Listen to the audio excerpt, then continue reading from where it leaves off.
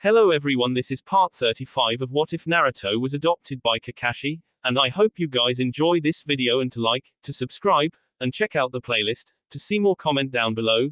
Now let's start the intro. They call me a god. They call me a god.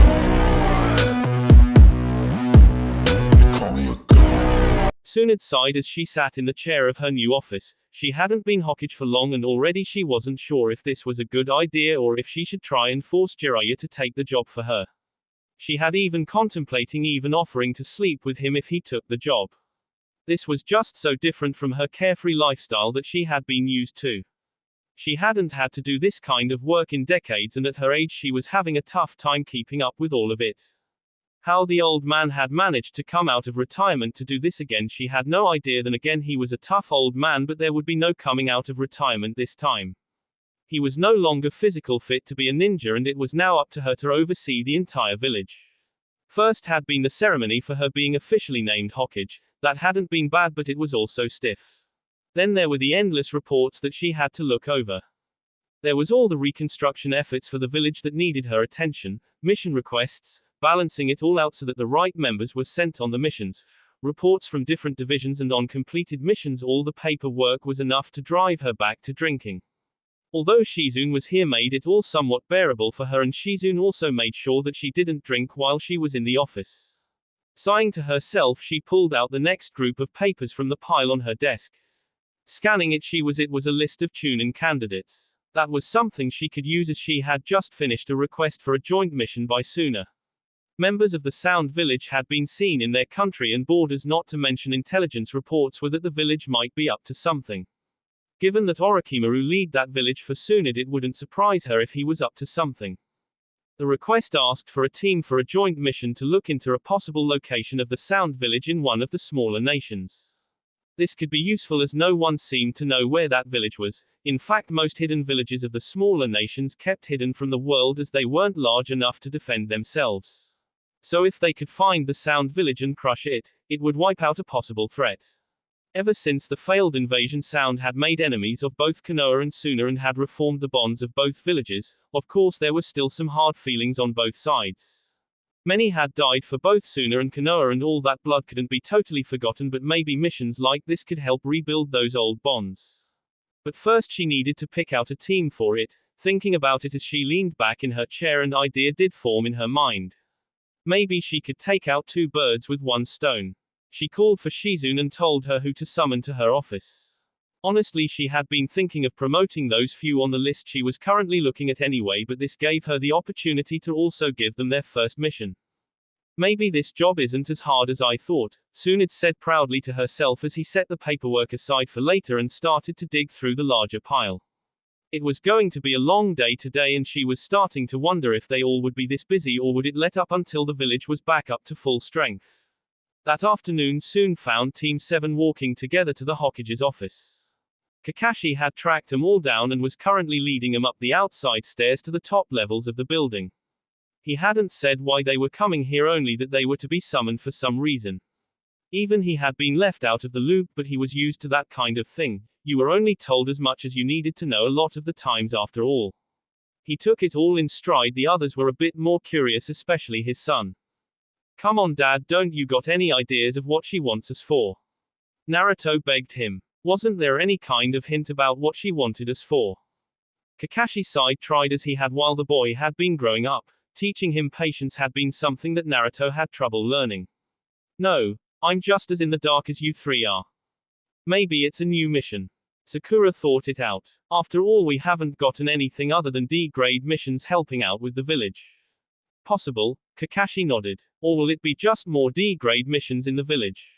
Sasuke asked, secretly hoping it wasn't. Although he wouldn't admit to sharing Naruto's viewpoint, he really wanted to do something more important lately. Again possible, Kakashi said again. Oh come on, are you saying anything is possible about why she's calling us here for? Naruto was starting to get a little annoyed by the lack of answers. Kakashi shrugged. They were all possible, Naruto, so I don't see why not. Naruto frowned as he thought about it and then suddenly grinned.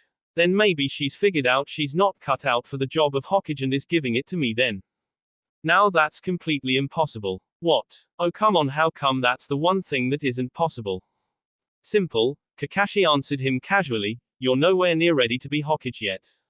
I thought it was a parent's job to encourage their kids' dreams. Yes, but it's also a parent's job to make them realize they have to set their sights in a more realistic fashion. I never once said you couldn't be Hokage, have I? Naruto paused to think about that. When he had first told his dad about his jail to be Hokage, his father had seemed to take it in stride. He hadn't said anything against the idea, so Naruto had ran with it. No. But you never said I could do it either. I didn't want you to get a big head, Kakashi chuckled. Naruto frowned again, walking on in silence as Sakura tried to fight the urge to giggle at the antics of the two family members. Although now that she knew that they weren't blood-related, looking at them now you wouldn't think it. Naruto and Kakashi had always had a good relationship. Maybe it was because for the longest time they had only each other. Sakura smiled a little, as it was good that they had such a relationship. Kakashi looked up to see the top of the stairs, but also something else caught his eye. There, opening the door to the inside, was Asuma with Shikamaru standing there looking bored as usual.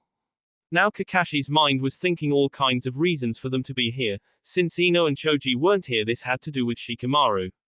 Kakashi had a sneaking suspicion that he was getting an idea where this was headed. Yo! Kakashi casually greeted the two of them. Ah, Kakashi, I take it that your team was called here too. Asuma also was thinking that whatever the Hokage wanted with Shikamaru, it might involve Kakashi's team. This certainly looked like the day was going to be interesting. Seems so. How's your dad doing? Kakashi asked. Asuma shrugged. All right, he's still got a ways to go in his physical therapy, although what he plans to do for his retirement I have no idea. Last time I remember him being bored out of his mind. Now that he'll need a cane to walk around with, he'll be less active. Still, it could have been much worse. Already he's pushing me to find a girl and give him a few more grandkids before he dies. Kakashi chuckled. Well, I heard that you might be in luck in that regard. Asuma blushed a bit, caught off guard as he suddenly thought about Kurenai. They had only been on a couple of dates. In fact, he hadn't told anyone that he had done that yet.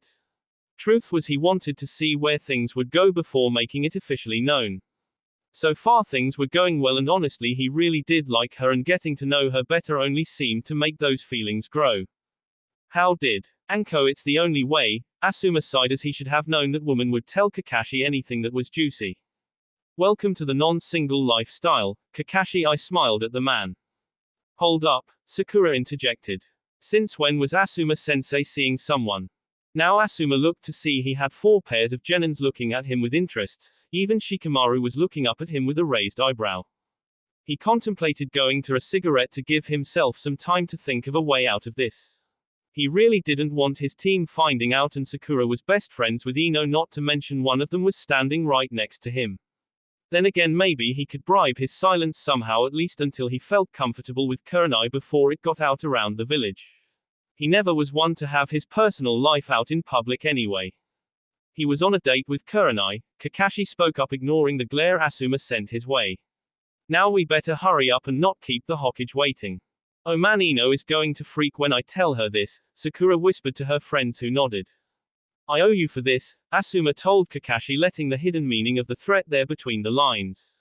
Kakashi just waved at him with a lazy hand as he walked past. I swear it's like Anko is slightly influencing him lately. Hokage's office. So there they all stood, the genins out front in a line while the 2 sensei jonins stood behind them all. Tsunade was sitting behind her desk looking at all 3 of them, while Shizune was there looking pleased for some reason the genins couldn't understand at the moment. The pig Tonton for some reason was sitting on the desk looking like she was part of the whole thing as well. Well, I have to say that today the official results are in. Tsunade started to speak up. Shikamaru, you showed great patience and strategy in the Chunin exams, at least that's the reports on you said. Looking them over and at the official endorsements of the previous Hokage and from your mission results, I felt that you deserve this honor. Shikamaru fought back a groan. He knew why they were here now, and it was all so troubling for him. How on earth had this happened? He wasn't even trying to get promoted, he was just doing what he normally did. He thought about refusing it, but Ino would be like a harpy on the whole thing, and his mother, when she found out, would be even worse. Maybe it was just easier to take the damn thing and be done with it. Tsunade looked to the 3 other members of Team 7 and smiled at them slightly. You three also showed promise in the exams both on and off the field. Naruto, although your improvised way of saving the Hokage had worked, you might want to learn some restraint. We're still rebuilding part of the stadium. Well, it was for a good cause, Naruto muttered, only to get an elbow by Sakura telling him to keep quiet. Also, you three I saw in action personally. Tsunade had to admit that they had some skills. Oh, they still had a long way to go and it would be years before they were really impressive, but she could see the talent in this team. With the right push and teaching they could in fact go far, maybe even becoming the next Sannin team of this generation. So you four should be proud to know that you have all been promoted to Chunin. Tsunade nodded as Shizune went to a trunk that had been put into the room earlier. She opened it up as she took out the green vests that Konoha was known for only to be worn by ninja that were Chunin or above. She handed out each vest to all four of them. Asuma and Kakashi looked on proudly at their new Chunins. Kakashi enjoyed seeing the reactions on the faces of them all. Sasuke was calm about it, but he could tell from a glint in his eyes that he eagerly accepted it. To him it proved that he had grown as a ninja. He was a step closer to accomplishing his goals as he put on the jacket. It felt a bit heavier than he expected as the new leather smell was all over it, but it felt good to him. Sakura couldn't believe it. Even when she had the jacket in her hands, she hadn't really thought about becoming a Chunin all that much. Sure, she had thought about it during the exam, but it had slipped her mind after it, since all kinds of things had happened since then. It almost seems more like a lifetime ago than only a few months since the exam. She gingerly put on the vest, testing it out. She was going to have to get used to it, but already her mind was thinking of all the things she could put in the pockets. She couldn't wait to show her parents, Ino and even Anko. She couldn't have gotten this far without the woman's help during that training month. Naruto, of course, well, everyone expected his reactions. Awesome. He shouted out at the top of his lungs, holding the vest up like it was a prize of some kind. He was so energetic about it all he nearly was bouncing off the walls. Naruto's large blue eyes seemed to shine as he held the combat jacket in his hands. To him it was the first major step in accomplishing his dream of being Hokage. He grinned as he looked right at Tsunade. Don't get too comfortable in that chair, I'm going to be sitting there soon enough. He boasted proudly. Tsunade let out a small grunt. Don't get too cocky, brat, you're 100 years too young to be sitting in this chair. She wanted to add in, yet, at the end, but didn't want to give the kid an ego. Looking at all the energy he was giving off, she couldn't help but smile a bit. He had this way about him that was full of hope and determination. She hoped that life wouldn't crush that out of him as it had for her for so long. But then again, he had been the one to bring that back into her life, so maybe she would place her hope into the boy. Kakashi smiled happily as he suddenly remembered something, looking to Asuma. So about the pool. Asuma's good mood shifted as he remembered that Kakashi had just cleaned house with his bet that all his genin would be promoted. He had managed to win a little by betting at least one of his students would win, but the broadness of that wasn't much of a payoff. Damn, I forgot about that one.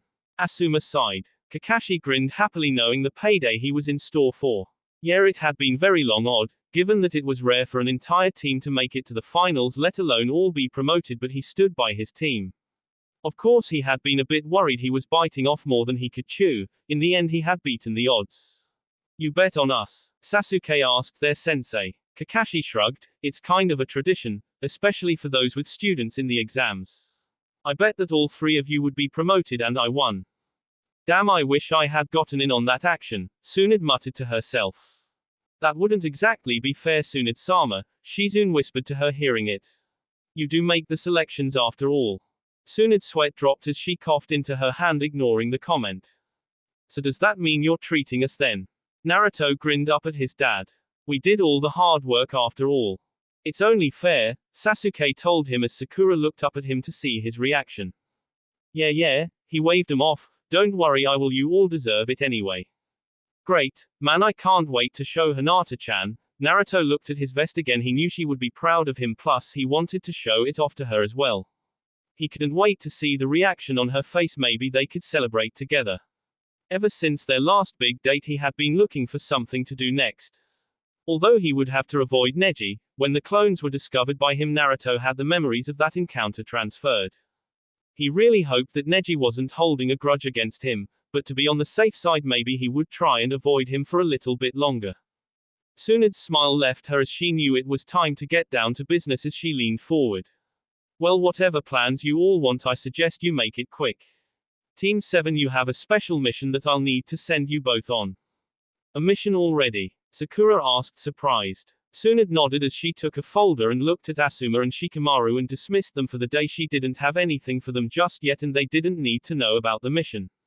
When they left, she opened the folder and turned it around so the entire team could look at it. We have been asked to do a joint mission with Suna, Tsunade explained the mission. Since we are technically still at war with the Sound Village for what they did, we have been trying to find the location of their village. Given that Orochimaru also runs this village, apparently we can't let him just go unpunished for everything he's done in the past and hold a whole village worth of ninja under his command. Suna felt the same, so a joint mission had been discussed. We recently found information from one of our sources that a possible location of the village would be in the land of rice fields. At least there are some signs that the Sound Ninja have been operating in that area. Your job will be to help capture any ninja for interrogation and find the location of the village. You are not to enter the village if you find it. This is a search mission, and if Orochimaru finds out that we know where he's located, he might pull up and run. Tsunade remembered in the wars that when the smaller villages got caught in the crossfire or were discovered by the larger villages, they would usually bug out of the place.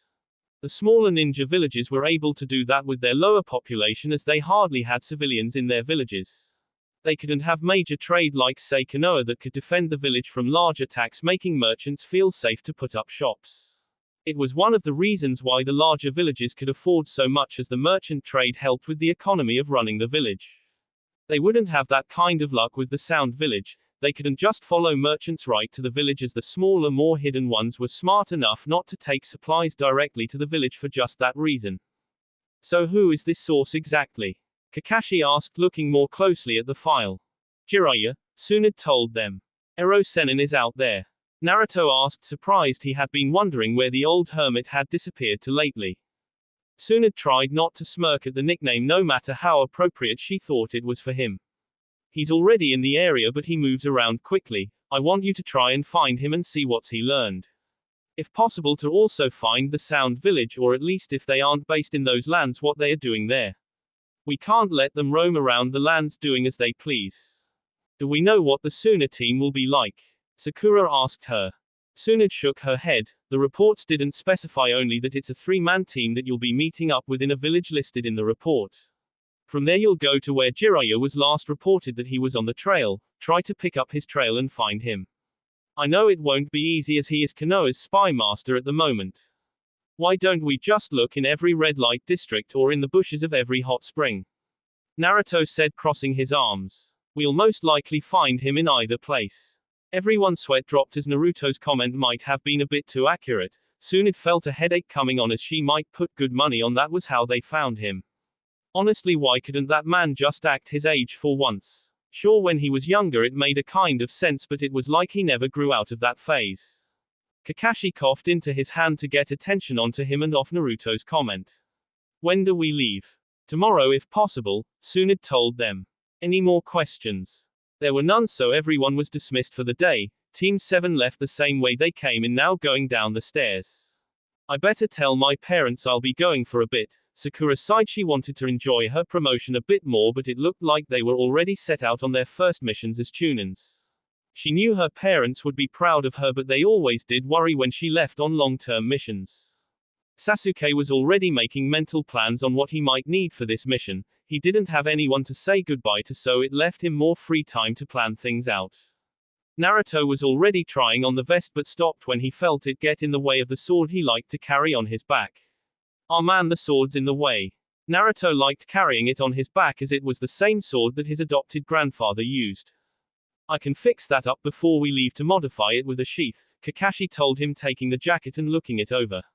Some ninja like to modify these with little touches, as they don't come with everything.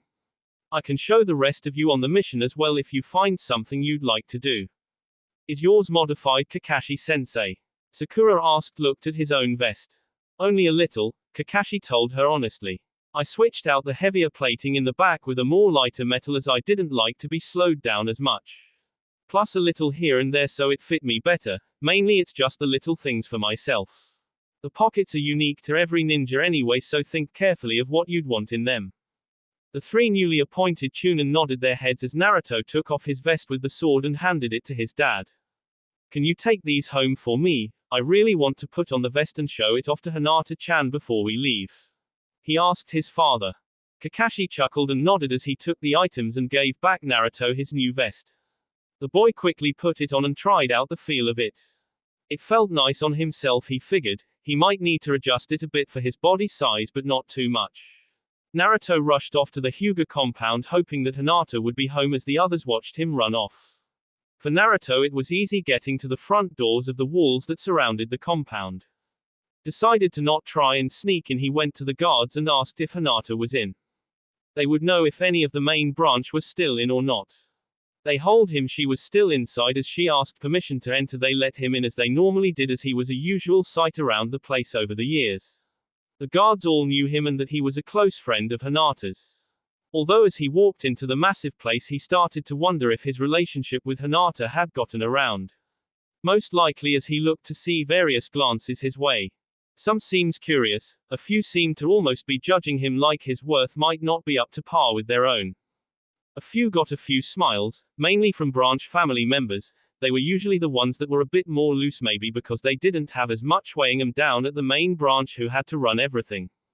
Over the years he had learned a lot about the differences in both castes. Personally he didn't see why there was a need for two sides of the family. Sasuke said that the Uchiha had never done anything like it. Actually Sasuke had a lot to say about the differences in Uchiha and Hyuga, surprisingly. It was one of the few subjects he actually seemed to like talking about. Looking around he didn't see Hinata in any of the training areas, so he went up to the main household. On his way to her room he found her in the hallways. Hey Hinata-chan. Hinata turned around and was surprised to see Naruto, but noticing the green vest he was wearing her eyes went a bit larger. Naruto chuckled, guess who made tune-in today? And Naruto-kun, that's wonderful. She was honestly very happy for him. She always believed that he could do it, and seeing him now in his vest made her smile. She could see just how happy he looked. Most might not because of the mask he wore these days, but she could just tell by looking at him. She knew him better than anyone, and the slight way he carried himself spoke volumes to her. Thanks, I wanted you to be the first person I told after all. Me. She felt her cheeks blush slightly. Of course you're my girlfriend after all, so why wouldn't I? She smiled back at him. You're right, I'm very proud of you. With that he couldn't stand it anymore. He quickly took a step forward and hugged her. He hugged her close to him tightly, as was enjoying the feel of his girlfriend against him. She really smelled nice, he suddenly noticed. He kept wondering if that was a soap or shampoo she used that he was currently smelling. He made a mental note to find out one day, maybe if she liked that stuff he could buy it for her as a present or something. Damn, he really was going to have to talk with other girls and find out what they liked more often. He didn't want to really screw things up by getting her something she might not like. Her birthday was coming up in a few months too. He would have to get her something special for it. Hinata blushed of course when he suddenly hugged her, but she was slowly getting used to physical contact with Naruto. She was still a bit shy, but she was slowly working her way past that. Plus the things he had done on the date made this seem so much more innocent in retrospect. She blushed harder at those memories. She hoped her father never found out about it. Oh, speaking of which, as she saw the figure behind Naruto. A deep cough brought Naruto out of his happy moment and looked behind him slightly annoyed. Then he did a double take and quickly let her go and got next to her, showing his hands. See, my hands were in a respectable place the entire time. He suddenly said to the looming form of Hinata's father, who was giving him his best neutral stare. Naruto really hoped that he didn't think that he was doing anything perverted with Hinata. The last time he thought that they had ended up on a chase into the night on the rooftops of the village. Hiyashi just continued to stare down the boy without any kind of expression. Naruto hated it when he did this. It was unsettling, and the way his pale eyes just bore into you, Naruto felt like the man was somehow using the Byakugan to look right into his soul. He continued to look at Naruto for a long silent moment, as the awkward moment. When he felt the boy had had enough, he looked closely at the vest he was wearing. You've been promoted, I see, Hiyashi spoke finally. Yeah. Naruto was a little unbalanced, not expecting that. I was just showing Hinata-chan as I got a mission tomorrow. Oh, you do? Hinata was a little disappointed hearing that. Yeah, sorry, I was going to tell you that next. Naruto scratched the back of his head. Apparently it's kind of important and we need to head out tomorrow, so I wanted to see you before I left. Not sure how long the mission will take. Oh. Although she would miss him, she was thankful that he took the time to see her and let her know. Well, thank you for letting my daughter know, Kakashi spoke up. But I was taking Hinata to be trained with Hanabi now. Oh, okay then. Naruto could hear the words that they were busy and he should go now in his tone. Well, do your best, Hinata-chan, I know you can do it. Thank you. She felt better hearing his encouragement. Naruto waved to her goodbye as he left the house. He turned a corner to head to the main gate when he nearly bumped into someone. He stopped dead, seeing Neji in front of him. The older boy had his arms crossed and looked to have been waiting for him to get out of the house, as Naruto had taken the most direct path to the front gate. Hey Neji, what's up? You do something different with your hair. Nothing, not even a twitch from that, and that worried Naruto. How have ya been?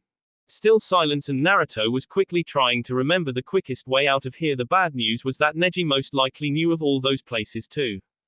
Hatake, Neji finally spoke up. We need to talk. About what? Naruto knew, but he could always hope it might be about the weather. About you and Hinata-sama and what happened when you two were alone for a few hours. Neji clarified. Naruto groaned. This had been turning out to be such a good day today too. It was early morning when Team 7 formed up by the main gate. All of the newly promoted Chunins were wearing the green combat jackets now. There were little details such as Sakura had scrolls in her vest pockets that held medical equipment, as well as medical scrolls that Tsunade wanted to study while she was away. For Sasuke, he had added on the Uchiha clan symbol on the back of it. Naruto had the small sword of his grandfather attacked to the back of it. Although Naruto's odd behavior was what the entire team noticed more. Instead of the usual hyperactive self, he looked a little haggard and was dragging himself along like he was on a death march. What happened to him? Sasuke asked. Kakashi figured if anyone knew he would. Kakashi just shrugged. I honestly have no idea. He came home like that and has been like this ever since. Although I think he's doing a little better. Every time I ask, he just says that he doesn't want to talk about it. I pretty much hope he snaps out of it soon. I haven't seen him this down since that time there was the ramen shortage. Oh yeah, he was pretty down that one time it happened. Sakura did remember how that happened years ago. Looking at him now made her remember that. Naruto, are you okay? I don't want to talk about it, he said glumly. Both Sakura and Sasuke looked to Kakashi, who only shrugged as if to say that he had told them so. With that, Team 7 started to make their way to the meeting spot. It was to be in a village inn that was in the same country they were investigating. The trip would take a few days to get there, so they traveled as fast as they could. They weren't pushing themselves as they had plenty of time. At least along the way Naruto started to lighten up, but he didn't talk about whatever happened at the Hyuga place. By the time they had crossed the border, Naruto was back to his old self. They spent all their time training and getting used to the new jackets as well as breaking them in. Finally they had arrived in the village they were to meet in. So far it looked like your average village, nothing too big. There were the usual shops and merchants. There didn't seem to be much in the way that made the village stand out either. It was like any other village that had seen, the kind that you might stop off for a night to rest before moving on, the kind with families and close neighbors. The village most likely had something for merchants. There was plenty of wood, maybe some farmland or a mine to help with the economy, but nothing really apparent. They asked around for the inn and soon found themselves standing outside of a 3-story hotel. Again, nothing out of the ordinary, at least until they say the name plate. Kakashi had thought that the name they were given had been wrong, but there it was. Who in the world names a hotel the Silver Snail Inn? Naruto asked, nearly deadpanned. Someone with a warped sense of naming. Sasuke answered at the sign that had a large silver snail on the wooden sing with the name written in the shell of the snail. How a place like this stayed in business he wasn't sure, but looking around there wasn't much in the way of inns, so maybe it was just not having much competition. With a group shrug they all went in and got lodgings for the night. As the sun low in the sky, they only had a few hours of daylight left. Plus, after being on the road, a nice bed and meal would do them all some good. They could resupply in the morning when they left the inn in the morning, and hopefully they would meet up with the Suna team. Man, where are they? Naruto muttered loud enough for everyone to hear. Wasn't there something about more about where we meet them? Nope, just this inn, that's it, Kakashi told his son. How do we know they're even here? It's not like we can ask if 3 ninja from Suna showed up. He asked again. He doubted that any ninja would tell the innkeeper that, plus what if the ninja team wasn't wearing Suna symbols? If they were trying to keep their presence secret, would they even be wearing anything that could identify them as Suna ninja? Naruto wished they could have at least said who it was they were meeting, a description or something, or were they just supposed to hang out here until the Suna team arrived. He placed his hands into his pants pockets, getting impatient already. He was going to at least look around the place to see if the inn had anything going for it. Maybe a game room or something to relax in. Some inns had recreation rooms, or maybe a nice outdoor bath or something. He had already remembered the room number they were using anyway. Naruto didn't get far as he turned a corner and nearly slammed into a very familiar face with red hair and a tattoo over one eye. Gaara. Naruto nearly fell back from suddenly running into the boy. Naruto Hatake, Gaara said in his usual monotone voice, only there wasn't the old malice in it. Sure, there wasn't much emotion behind it, but at least there was no bloodlust. Gaara looked at the masked boy, surprised as well to see him there, but unlike Naruto didn't show much of a reaction. Now, just because Gaara's emotions were usually very well hidden didn't mean the boy didn't have them. In fact, ever since he had left Konoha and his talk with Naruto, it left Gaara thinking on a lot of things, and the boy had spent a lot of time trying to figure himself out. For years he had only thought of himself as just a weapon, that killing others was the only way to prove his existence, that only he could love himself. But Naruto had shown him something more, something Gaara had forgotten and buried a long time ago after the pain of the betrayal of his uncle. In that time, Gaara had slowly been taking steps on trying to be a better person, to slowly relearn what it was like to be more human than just a weapon of the village. Hey how are things? Naruto nearly smacked his head, thinking if he could have come up with something even more lame than that. Better, Gaara said simply. Oh well, that's good. So, what are you doing here? We have a mission here. Suddenly it clicked for Naruto. No way, hey, are you the Suna team that we were supposed to meet up with? With Gaara's nod, Naruto got his answer. Hey, that's good to know. I wasn't sure who it was we would be with, but at least it's with someone I know. Come on, my dad and team are here too, so let's find them. Naruto quickly ran back to get his team and show them that he found part of the Suna team, but today wasn't his day, as he once again ran into someone. Although this time when he turned the corner he had been going too fast to react before slamming face first into something. He wasn't sure what it was that his face hit, only that it was kind of soft and felt nice. He smelled something like light perfume and was about to pull back before a woman's indignant outcry was heard, and soon a nearly blinding pain slamming into his skull.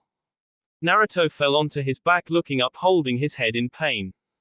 What the hell do you think you're doing, you pervert? Temari roared out, covering her chest with one hand. She had been looking for Gaara, a little worried about him. He had been acting a lot nicer lately, but she wasn't sure he wouldn't lose his temper with strangers. The last thing she wanted was to have some little pervert ram their face into her chest. Naruto looked up to see who it was and pointed at her in shock. You're. His sweat dropped as her name escaped him at the moment. Maybe she had knocked that info out of his skull. You're Gaara's sister. That only angered the girl more. It's Temari. At least remember a girl's name when you sexual harass them. I didn't sexually harass anyone, it was an accident. Temari, what's with all the yelling? Did you find Gaara yet? Kankuro asked, walking into the scene. He had heard his sister yelling at someone and was wondering who had been stupid enough to get her pissed. Temari was slow to anger at times, but when she did get angry it could be almost as scary as Gaara, although for entirely different reasons. When he found his older sister and younger brother in a hallway with a familiar masked ninja on the ground, he looked down at the leaf ninja. Hey, you're that guy from Konoha, right? Naruto Hatake, was it? Naruto looked at the black clothing wearing boy. He looked a lot like he had in the Chunin exams, only now he was carrying another bundle on his back and his war paint was different. Oh yeah, he mentally cursed. Gaara's big brother, right? The makeup guy. It's war paint, not makeup. You want to die. He yelled back at the boy. And my name is Kankuro. Hey, I'm first, he's the one that groped me. Temari told her brother angrily, making a point to cross her arms over her chest. I didn't grope you, I ran into you. Naruto defended himself. Although he was in some trouble, he had to admit he could still remember the feeling of where his face had been. He hoped he wasn't blushing because it would just make him look guilty. How was it that he somehow always got into trouble? Well, yeah, some of it had been his own fault, but this had been a total accident. You groped her, do you have a death wish or something? Kankuro asked him, wondering if he should just step back and let his sister deal with this, given she never took it easy on anyone, especially if they pissed her off. What is going on over there? Sakura yelled out, hearing shouting and knowing that one of the voices had been Naruto, so she had come over to see what was going on. When she saw three familiar faces looking at her, she stopped in her tracks. You three. Sakura blinked. Are you three the Suna team we're told we would be meeting up with? Wait. You guys are the Leaf members? Kankuro asked them. I thought we were going to get Chunin for backup. They're wearing vest, Temari told him, as she now took the time to notice that Sakura and Naruto both had on Chunin vests that Konoha ninja liked to wear. By the looks of it, they had been promoted. Well, the mission called for Chunin and nothing was said for experienced Chunin, although she would have preferred some with some experience, to be honest. Then again, her village was hurting as well for people, given that the number of Suna ninja killed while attacking Konoha had been higher than they would have liked to admit. So what's going on here with all the shouting? Sakura asked, shaking her head, getting back to what brought her here. It's because this little, Temari started to say before being interrupted by Naruto quickly. I ran into her by accident. Naruto quickly said, hoping that if he talked quickly enough he could change the subject. Anyways, I found Gaara and then these two. We should find Dad so that we can all get together, right? Come on, Gaara, this way. He quickly grabbed Gaara and went past everyone looking for his dad, hoping his little distraction worked at least long enough to get out of the immediate area. Gaara just went with it, mainly because this was the first time someone grabbed him without any fear of himself. Normally he wouldn't even let anyone touch him, but it had been one of the things he had been working on. Hey, where do you think you're going? Temari demanded, taking off after the masked boy who was dragging her brother away, something she thought she would never see. Sakura looked at Kankuro confused as she silently asked him just what was going on. He considered telling her, but he just signed and waved it off. Don't bother asking, I think it's just too much of a headache to get into anyway. He put his hands into the pockets of his jumpsuit, walking off, leaving a confused Sakura behind. She just sighed and walked off, as well as she didn't want to be left behind. It didn't take long to find Kakashi and Sasuke, as all of them decided to meet up in one of their rooms. They all gathered around a small table in the large room that Team 7 had gotten, although it was a tight fit with everyone there around the table, and Temari wouldn't stop giving Naruto glares now and then, making sure to fit far away from him. She knew he wouldn't try something, but she was still pissed at him and wanted to let him know it. That didn't go unnoticed by everyone else, but they didn't comment on it as the tension was already enough. Given that the last time they had met Gaara he had been in the hospital after Naruto had put him in there, which was also after he had tried to kill Sasuke in the exams and had gone a little bloodthirsty while transforming. Which was why Gaara was flanked by his siblings. Although Sasuke kept an eye on the boy, Gaara was surprisingly calm. Normally where this air of danger hung around the boy, it was replaced by a more silent calmness. Even Temari and Kankuro seemed more relaxed around the boy. So is it just you three? Kakashi asked the three Suna ninja. If I remember, you had a Jonin sensei of your own. Baki sensei was already on another mission, Temari explained to them. But given our team's history, it was decided we could handle it on our own.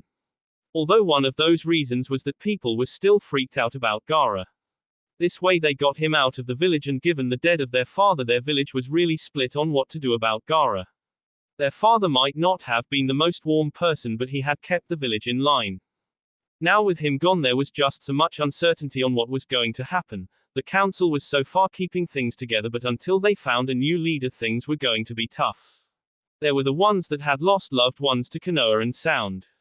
Some wanted revenge against Sound for their betrayal by killing their leader and Orochimaru posing at him. Others wanted to finish what they started, as there had been resentment over how Konoha had been getting more missions than them, which were the lifeblood of Ninja Village. Some did want peace and to rebuild themselves in case the other three great ninja villages felt that they could take Suna off the playing field. It was all of this that Temari felt that her team should maybe leave the village for a bit, and this mission seemed like the perfect opportunity. It would get Gaara out of the village for a bit and maybe start to heal some wounds between the villages. Kakashi looked the girl over and nodded. She was very mature for her young age, as she seemed to carry herself well. She had potential to be a good leader one day. He felt her brothers well. Kankuro was easy enough to read, but Gaara. That boy had changed, although into what he had no idea at the moment. The boy's face and mood was as unreadable as his own. Well, now that we got together, we should start in the morning searching for Jiraiya. Kakashi leaned back in his chair. It's late, so why don't we meet up tomorrow and we can plan out how to find him? Are there any leads to where he might be? Kankuro asked, thinking about it. I mean, he's one of you guys, right? Yes, well, the thing about Jiraiya, Kakashi tried to think of a good way to explain it. He kind of does things his own way. He sends messages in, but he keeps very mobile because of the nature of his work. Although we have an idea on how to find him, but we should see if people in the village have seen something that matches his description. So, where do we start? Temari asked. This town has a red light district. Naruto asked. What? Temari shouted at him, glaring at the boy, thinking he was trying something funny again. Before Naruto could explain himself further, Kakashi quickly covered his son's mouth in case he dug himself deeper. He did have an unnatural ability for his mouth to get him into trouble at times. Don't mind him, we've been traveling for some time and I think we all could use some sleep. Kakashi, I smiled at them. Temari wasn't buying it, but she kept reminding herself that this was supposed to heal the rift between Suna and Konoha, and killing a certain little blonde masked boy might be seen as going against the spirit of this whole thing. She got up as her siblings followed her lead. Fine, we got a room down the hall, Temari told them. Kakashi nodded to her as the Suna team made their way to the door to the room. Temari was taking the rear as she managed to catch some of the conversation that Kakashi was having with Naruto. So what did you do to get her all pissed? She heard Kakashi ask Naruto, as the boy at least had the decency to blush and looked embarrassed. He said something that she couldn't hear, but by Kakashi's reaction of how he suddenly stood up a bit more straight, she had a guess what he said. Yeah, that would do it. Better be careful you don't want Hinata thinking you're cheating on her, Kakashi joked. The leaf are full of perverts, Temari muttered darkly as Naruto tried to say that he wasn't cheating loudly enough for them all to hear. I knew I should have worn my clothing with the breastplate on it, Temari muttered to herself, making a mental note to change into that uniform later on when she had the chance. It was a bit more flashy than the white battle dress she was currently wearing, but she would gladly trade that away at the moment. She had it in her room and she would wear that for this mission, if only to make herself feel better. Land of Rice Fields, Secret Sound Base. In one of the many underground facilities that had been secretly set up, Orochimaru currently called this one home, as it were. Like all his bases, they were created under the ground with rock walls, floors and ceilings with torches, the only real light sources, given there were no windows this far down under the ground. These bases were a little claustrophobic, but it paid off for security and secrecy. Villages tended to be set up like normal villages, but Orochimaru took lessons from snakes. He built his facilities under the ground where they could stretch for miles and ninja could just walk right over and miss them. He also didn't centralize the village but split it up into different sections. Usually they were specialized and set up for specific purposes. This one was one of the bases set up for some of Orochimaru's experiment. Currently Orochimaru was in his private quarters, sitting at a desk with scrolls all around him with notes set up neatly. He was doing basic research into more jutsu that he could use and also looking up information that could prove useful to later.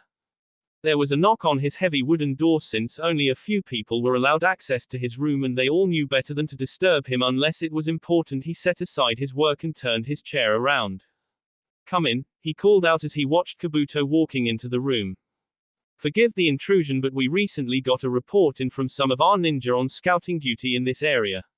He handed the report over to Orochimaru. They spotted a team from Konoha entering the area. At first I didn't think much, but the leader was identified as Kakashi Hatake and the 3 young ninja in his command matched that of his team.